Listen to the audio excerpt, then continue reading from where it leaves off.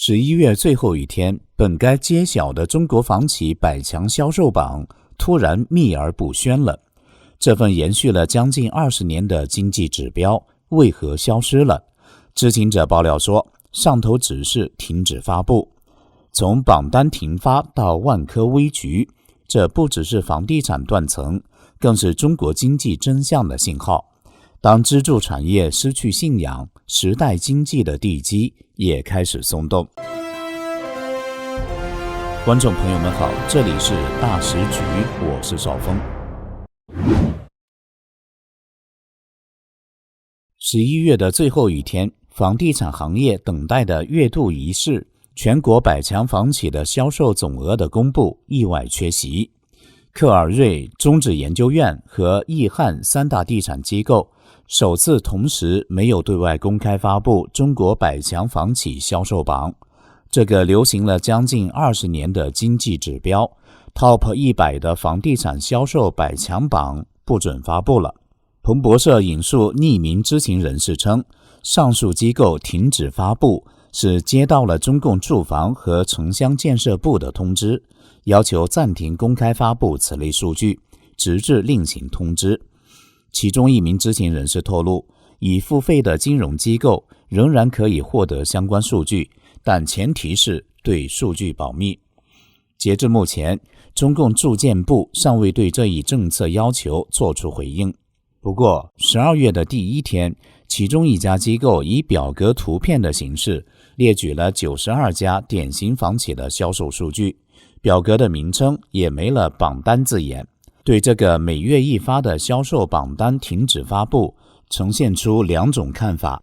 一种看法认为，100强销售榜的停发或许带来了一种平静，这意味着行业不再被数字排名所绑架，地产行业确实需要从量化崇拜转向质化回归。真正的好企业从来不需要榜单证明自己，正如真正的好建筑无需任何标签，时间自会为它说话。但持另一种看法的人却更贴近现实，也更纵深地看待中国经济的真实现状以及对未来的影响。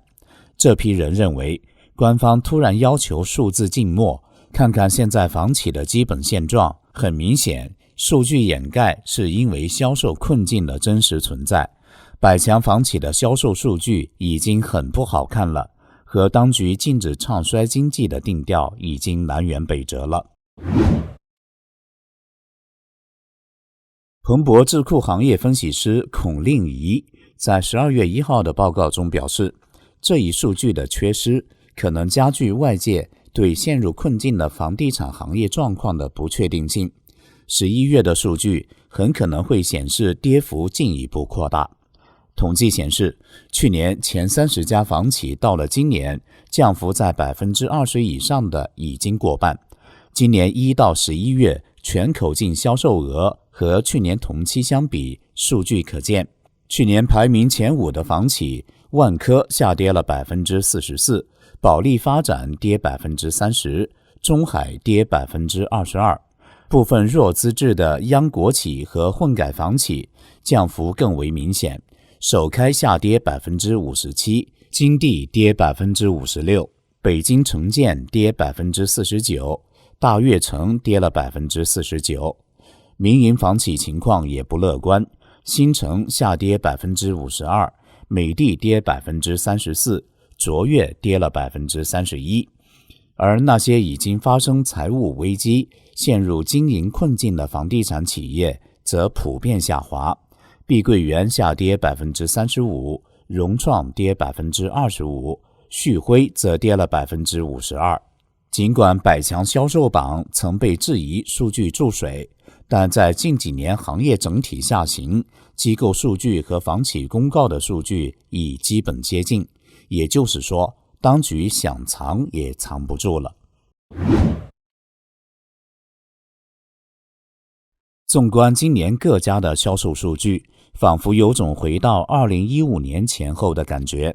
说的直白一点，就是整个房地产跌回到10年前。有不少人在那个时间点搭上快车，积累了财富。当时的主流信条是，坚信房子是只涨不跌的金融产品。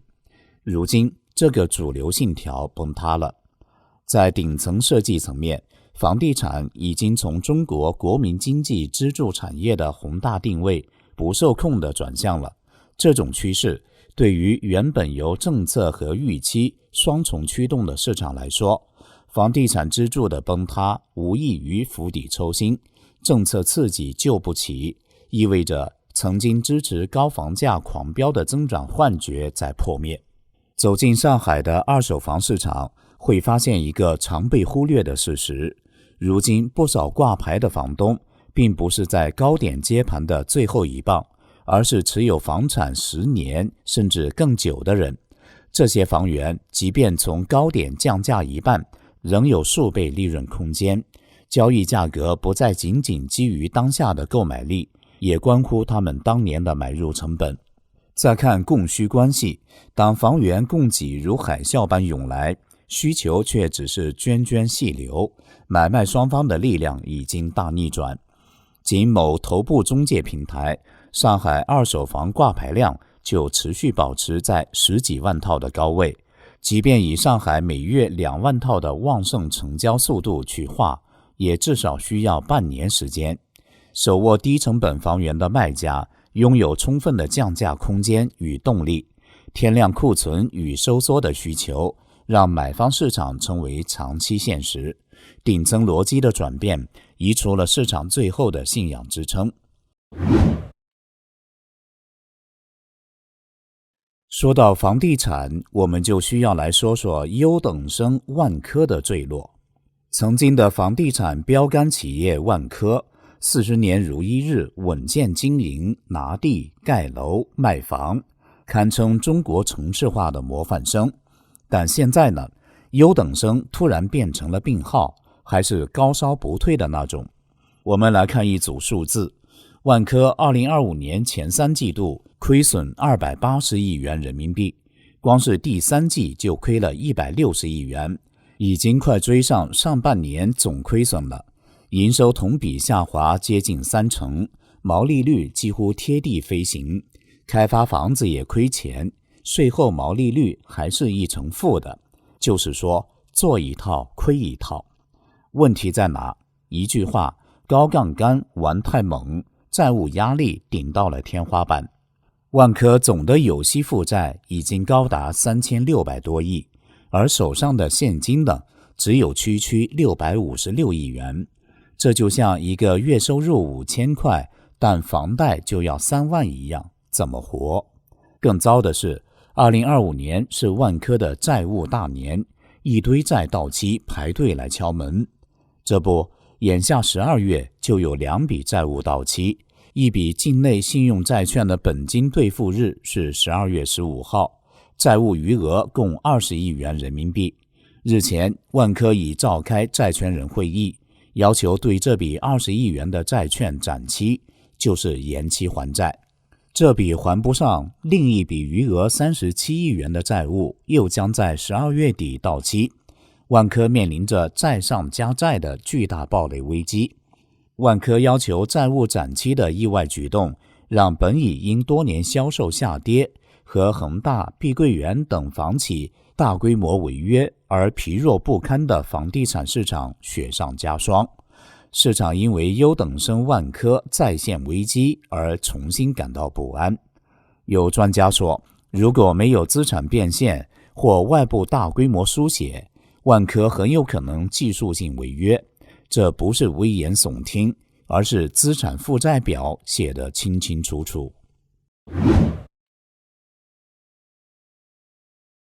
你可能会问，万科不是有深圳地铁罩着吗？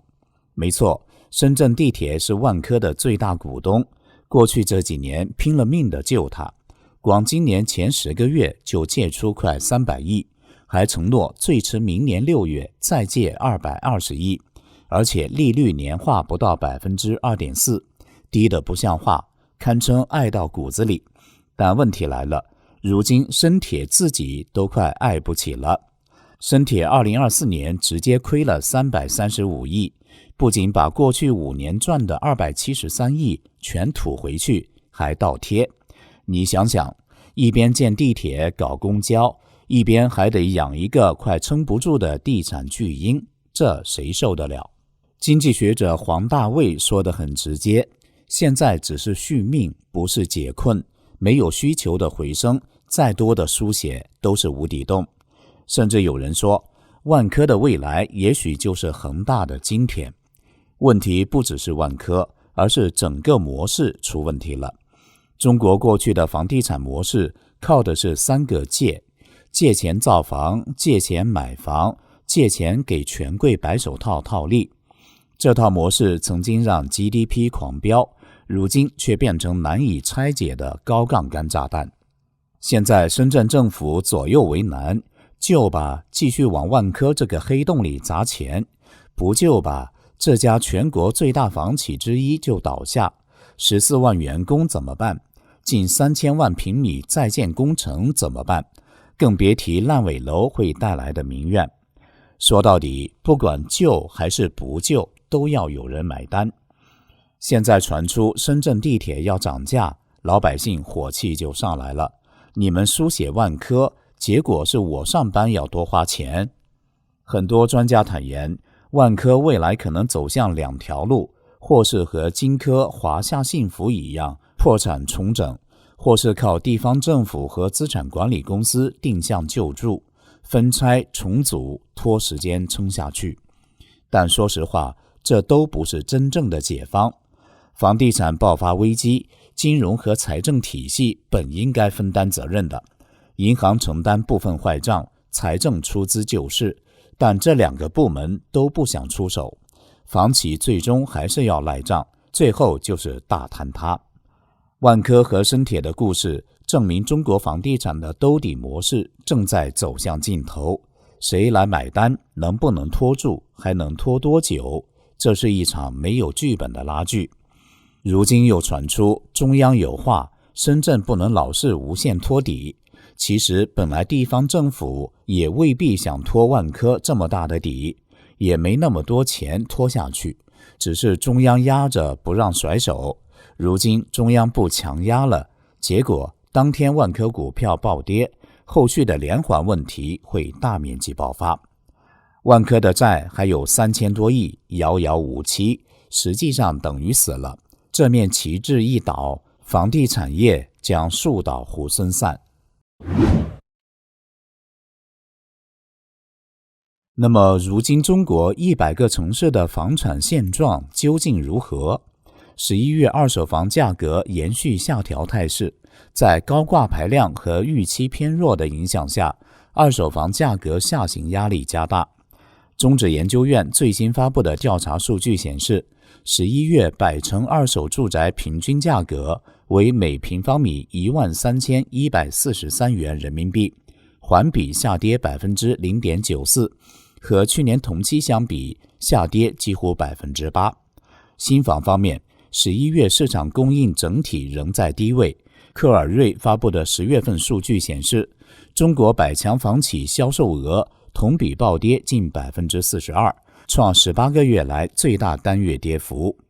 全球大行对中国房地产市场依然持悲观态度，瑞银预计中国房价至少还要再下跌2年。根据瑞银统计，主要城市的二手房价格较最高峰时下跌了超过1/3。信评机构惠誉上个月警告，在房地产市场回稳前，新房销售可能会较目前水平减少 15%到20%。房地产市场前景暗淡，也意味着明年银行在房地产方面的坏账水平可能仍将居高不下。斯坦福大学资深研究员、经济学家许成刚指出，中国房地产问题的根源不在短期政策，而在土地制度加地方财政激励加体制性扭曲。过去靠土地财政、房价上涨堆出来的繁荣，本质上是把未来几十年的现金流提前透支。现在中国的房地产，单从供给和需求的基本面来看，已经不可能再回到过去那种高速扩张状态。中国房地产对经济的拉动角色不再存在，过去有说法，房地产及其上下游产值占 GDP 的1/3。现在这个巨兽一旦失速，问题不只是 GDP 少了几个点，而是触动金融、财政、地方政府融资平台一整串骨牌。许成刚判断，中国房地产行业实际上走到尽头了，今后在最乐观的情况下，也只是维持，不可能再成为拉动经济增长的引擎。靠房地产拉动经济的时代已经结束，且不会回来。他指出，国际货币基金组织曾向中共政府提出，用1万亿美元级别的中央救助来防止系统性金融危机。重点不是救房地产，而是救金融稳定。但就算真有这1万亿，他能做的也只是延缓爆炸时间，而不是把炸弹拆掉。曾经支撑一代中国人信仰的房子，如今成了沉重的负担。当房企销售榜单被掩埋，数据被隐去，真相仍在城市的缝隙间渗出。房地产的故事还未结束，但那个靠借钱堆起繁荣的时代已经远去。这里是大时局，感谢您的陪伴与思考，请订阅分享并打开小铃铛，一起在动荡中坚守真相，在黑暗中点燃希望。